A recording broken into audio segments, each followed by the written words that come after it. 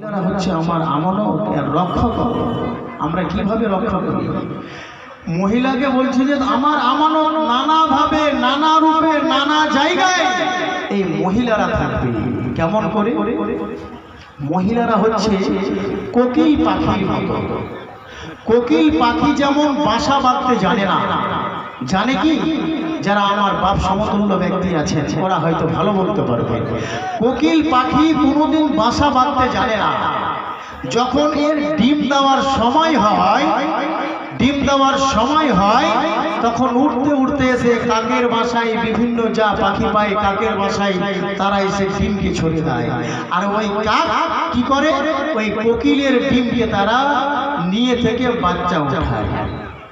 আজকে ওর বাসায়, আজকে এখানে, আর কে বাতনারাহিতে বিভিন্ন জায়গায় ওরা ডিম দিয়ে দেয়।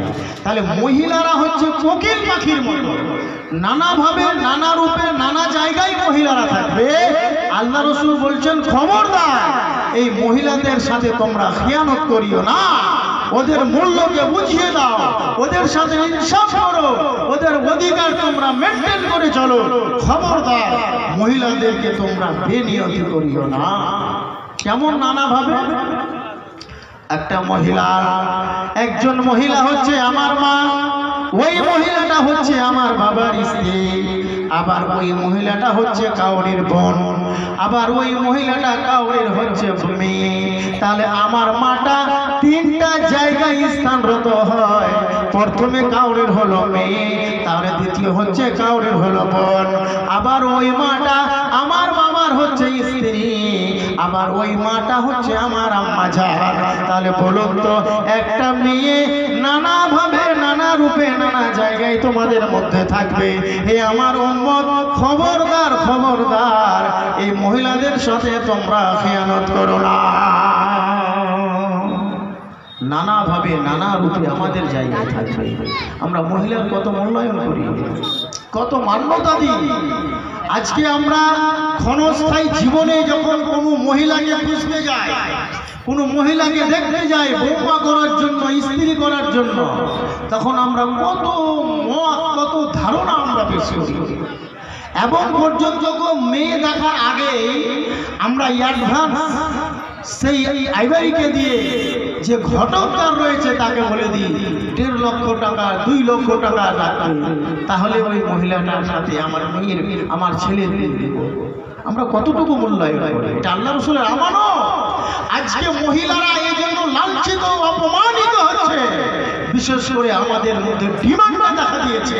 আজকে প্রত্যেক গার্জেনকে সচেতন হতে হবে যে আজকে ডিমান্ড ব্যতীত আমরা আমার মেয়ের বিয়ে দেব, ডিমান্ড ব্যতীত আমরা আজকে আমার ছেলের বিয়ে দেব। এটা প্রতিজ্ঞা করুন। আজকে আমরা সেই মহিলার গার্জেনকে থেকে আমরা দাবিয়ে জবরদস্তি টাকা কালেকশন করে নিচ্ছি, মানে এটা আমাদের কাছে অন্যায়, অন্যায়, অন্যায়। ওই জন্য মহিলারা আজকে বিভিন্ন জায়গায় লাঞ্ছিত হচ্ছে, অপমানিত হচ্ছে। যদি কোনো মহিলার 1.5 লক্ষ টাকা ডিমান্ড বেঁধে দেওয়া হয়, তার বাবা কত কৌশল করে, কষ্ট করে টাকাকে রোজগার করে, জমা করে সেই জামাইয়ের হাতে বিয়ে দিয়ে দেয়। যদি 10,000, 20,000 কমে যায়, বলে 2-4 দিন পরে দেবো, 1 মাস পরে দেবো, 2 মাস পরে দেবো, তখন ওই মেয়ের প্রতি নির্যাতন শুরু হয়ে যায়। ওই জন্য কবি বলছে কি, বিশ্ব মাঝে সৃষ্টি হলো জগন্নাপন প্রথা, তাই তো আজ মেয়ের মনে, মেয়ের বাবার মনে কত রকম ব্যথা। বিশ্ব মাঝে সৃষ্টি হলো জগন্নাপন প্রথা, তাই তো মেয়ের বাবার মনে কত রকম ব্যথা। যত্ন করে পালন করে পরকে দিতে হয়, মেয়ে নেব তবু কেন এত কিছু চাই। টিভি, সিডি, ফ্রিজ সেট, আরো হাতের ঘড়ি, টিভি, সিডি, ফ্রিজ সেট, আরো হাতের ঘড়ি, হেডফোন, মোবাইল ফোন, সোনা 2-5 ভরি। কেউ বলে 2 চাকা আর কেউ বলে 4 চাকা, জেনে রেখো অনাদায়ে বিয়ে হবে ফাঁকা। বাড়ি বেচে মেয়ের বিয়ে এটা কেমন কথা, বাড়ি বেচে মেয়ের বিয়ে, এটা কেমন কথা। সমাজে আজ ছেলের বাবার পণ্ডিতে নাই কোনো বাধা। এত কিছু সঙ্গে নিয়ে, এত দুঃখ সঙ্গে নিয়ে মেয়ে শ্বশুর বাড়ি যায়, বাবার বাড়ির অভাব দেখে গলায় দড়ি দেয়।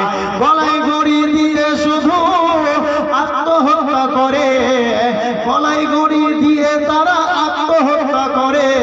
কেউ বা কষ্ট ঢেলে গায়ে জ্বলে পুড়ে মরে, মরে না?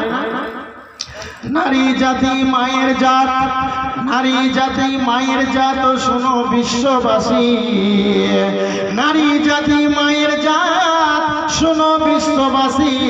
তাই এগিয়ে এসো আমরা তাদের মুখে ফোটাতে একটু হাসি। নারীরা হচ্ছে মায়ের জাত। এই নারীদেরকে আমরা আজকে লাঞ্ছিত করছি, আজকে তাদেরকে আমরা মান্যতা দিচ্ছি না। ব্রাদার ইসলাম, আল্লাহ রসুলের এটা হচ্ছে আমানত। এই আমানতের আমাদেরকে রক্ষা করতে হবে। নানাভাবে নানা রূপে কেমন ভাবে আছে ব্রাদার ইসলাম আপনাকে দেখিয়ে দিই। যেমন ধরুন আমি হচ্ছে আমার বাবার মেঝো ছেলে, আমরা 4 ভাই 1 বোন। তাহলে বোন এবং ভাইয়ের সব করতে নাজুক সম্পর্ক থাকে, সব করতে নিকটের সম্পর্ক থাকে। ভাই আর বোনের অন্য কাউরের সম্পর্ক হয় না। আপনি দেখতে পাবেন আপনার বাড়িতে যদি ফুটফুটে 2টা ছেলে এবং মেয়ে থাকে, যদি স্কুলে যায়, নার্সারি স্কুলে যায়, কোনো সরকারি স্কুলে যায়, ওর বোনকে বা ওর ভাইকে যদি কোনো ছেলে মেরে দেয়, আক্রমণ করে, তাহলে ওই ভাই কিন্তু স্থির দাঁড়িয়ে থাকতে পারে না। কি করে? যতক্ষণ পর্যন্ত ওকে না মারে, আক্রমণ না করে, ওর মনে তৃপ্তি আসে না। তাহলে খুব নাজুক সম্পর্ক, কিন্তু বড় হয়ে গেলে ওই সম্পর্কটা আমাদের ভেঙে যায়। থাকে অনেক সময় দেখতে পাওয়া যায়, থাকে কি থাকে না। ব্রাদার ইসলাম, আল্লাহ রসুলের কি কোনো বোন ছিল? ছিল না। আল্লাহ রসুল যখন মায়ের গর্ভে ছিলেন তখন তো তিনার পিতা দিয়ে মারা গেলেন, এবং ভূমিষ্ঠ হওয়ার পরে তার মাতাজিও মারা গিয়েছিলেন। তাহলে আল্লাহ রসুলের নিজস্ব বোন বলতে কেউ ছিল না। তাহলে একদিন তাবুকের যুদ্ধে কিছু কয়েদিকে গ্রেফতার করা হয়েছিল, কিছু মানুষকে গ্রেফতার করা হয়েছিল। সেই সময় আল্লাহ রসুল মানুষের মধ্যে আলোচনা করছেন, কাকে কোথায় রাখা যায়, কাকে কিভাবে রাখা যায়, আলোচনা চলছে। সেই সময় একজন মহিলা এসে আল্লাহ রসুলের কাছে আবেদন রাখছেন, কি, হে আল্লাহ রসুল, ধরুন আপনার কোনো বোন আছে, আপনার নিকটের বোন আছে, সেই বোনটা কোনো যদি মুসিবতে পড়ে যায়, কোনো অভাবে যদি পড়ে যায়, হে আল্লাহ রসুল বলুন তো ওই বোনকে, ওই মহিলাকে মুসিবত থেকে আপনি রক্ষা করবেন কি করবেন না? আল্লাহ রসুল বলছেন, অবশ্যই আমি রক্ষা করব, কিন্তু হে আমার বোন, তুমি কোথাকার কে, তোমাকে আমি চিনতে পারি না। আমার তো বোন বলে কেউ নেই, আমি একাই গিয়েছিলাম, একাই এসেছি, আমি একাই ছিলাম, আমার নিজস্ব কোনো বোন নাই, আমার তো বোন বলে কেউ নেই। আর তুমি বলছো বোন? হ্যাঁ আল্লাহ রসুল, আমি আপনার বোন। আপনি যদি প্রমাণ চান আপনাকে আমি প্রমাণ দিতে বাধ্য হব, কিন্তু আমি হলাম আপনার নিজস্ব খুব নিকটের বোন। যদি আপনি চান যে ডকুমেন্ট দেখাতে হবে, আমি ডকুমেন্ট দেখাতে প্রস্তুত, কিন্তু আপনাকে এটা আবেদন রাখতে হবে। আল্লাহ রসুল বলছো তুমি এত শক্ত হয়ে বলছো যে আমি তোমার ভাই, আমি তো বুঝতেই পারি না। ওই মহিলা আবার বলছে, আল্লাহ রসুল, আমি আপনার বোন কি বোন না আপনি মনে করুন, আপনি কি বাল্যকালে কোনো জায়গায় কাউরের বাড়িতে কোনো মহিলার কি দুধ পান করেছিলেন? আল্লাহ রসুল বলছেন, হ্যাঁ আমি পান করেছিলাম। কেটা? হালিমাতু সাদিয়া, ওর আমি দুধ পান করেছিলাম, ওর বাড়িতে আমি ছিলাম। তখন ওই মহিলা বলছে, আল্লাহ রসুল শোনো, আপনার যে দুধ মা, যে দুধ মার আপনি দুধ পান করেছিলেন, ওর গর্ভের, ওর জন্মসূত্রে আর কোন মেয়ে ছেলে ছিল কিনা আপনি জানেন? আল্লাহ রসুল বলছেন, বাল্যকালের ঘটনা, বাল্যকালের ইতিহাস হয়তো আমার মনে আসছে না, আমি অবগাতে পারি না। যদি আমার বোন হও তো বলো তো কি এমন তোমার অসুবিধা দাঁড়াচ্ছে, তুমি কে এমন কেমন মুসিবতে পড়েছো তুমি আমার কাছে সাহায্য চাইতে এসেছো? আল্লাহ রসুল, আপনি আমার বোন, আপনি আমার দাদা, আপনি আমার ভাই। আমরা যখন বাল্যকালে মাঠে ময়দানে ছাগল চড়াতে যেতাম, ছাগল চড়াতে গেলে পারে আমরা ভাই বোনে কিছুর জন্য একে অপরের কথাতে কথা কাটাকাটি হয়ে যেত। আপনি আপনাকে আমি আক্রমণ করতাম, আপনি আমাকে আক্রমণ করতেন। যদি আপনার অন্যায়টা বেশি হয়ে যেত, আমি মায়ের কাছে এসে নালিশ করতাম, আবেদন জানাতাম, হে আমার আম্মা জান, আপনার সন্তান মুহাম্মদ সাল্লাল্লাহু আলাইহি ওয়াসাল্লাম আমাকে অমুক জায়গায় মেরেছে, অমুক জায়গায় আক্রমণ করেছে। যদি আমরা কোনো আবেদন, কোনো নালিশ করতে গেলে পারে আমার মা আমাকে ধমক দিয়ে বলতেন, হেরে সাইমা, হেরে আমার মহিলা, খবরদার খবরদার, এই কুরাইশ বংশের একজন সন্তান যার নাম হচ্ছে মুহাম্মদ, এই মুহাম্মদ সাল্লাল্লাহু আলাইহি ওয়াসাল্লাম সম্পর্কে তোরা কোনো মন্তব্য করিস না।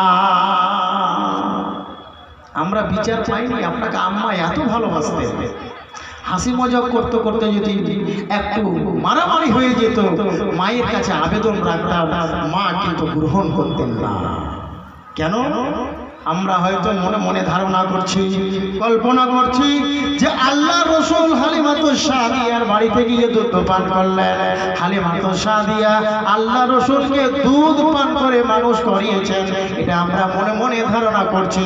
তাহলে অন্তরের অন্তরস্থল থেকে আপনি এটা অনুভব করুন যে আল্লাহ রসুল হালিমাকে, হালিমার পরিবারকে, হালিমাতুস সাদিয়ার পরিবারকে আল্লাহ রসুল খাইয়ে, আল্লাহ রসুল খাইয়ে মানুষ করেছিলেন।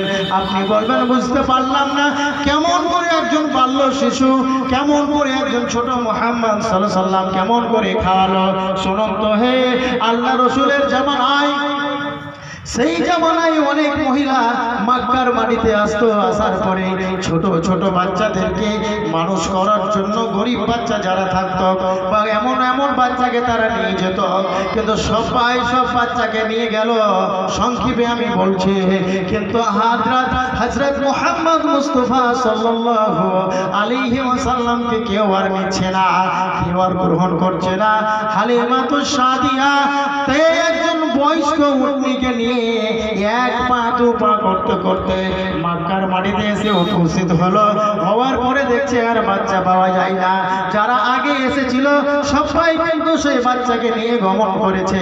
তখন শেষ প্রান্তে সে ঘুরে যাচ্ছে, তখন একজন ডাক দিয়ে বলছে, শোনো হে, অমুকের বাড়িতে অমুকের রুমে একজন বাচ্চা রয়েছে, এসো, ওই বাচ্চাকে তুমি গ্রহণ করলে করে নাও। হালিমাতুস সাদিয়া মন এমন এমন করতে করতে, এক পা ধোকা করতে করতে সেই হযরত মুহাম্মদ মুস্তাফা সাল্লাল্লাহু আলাইহি ওয়াসাল্লামের কাছে এসে হাজির।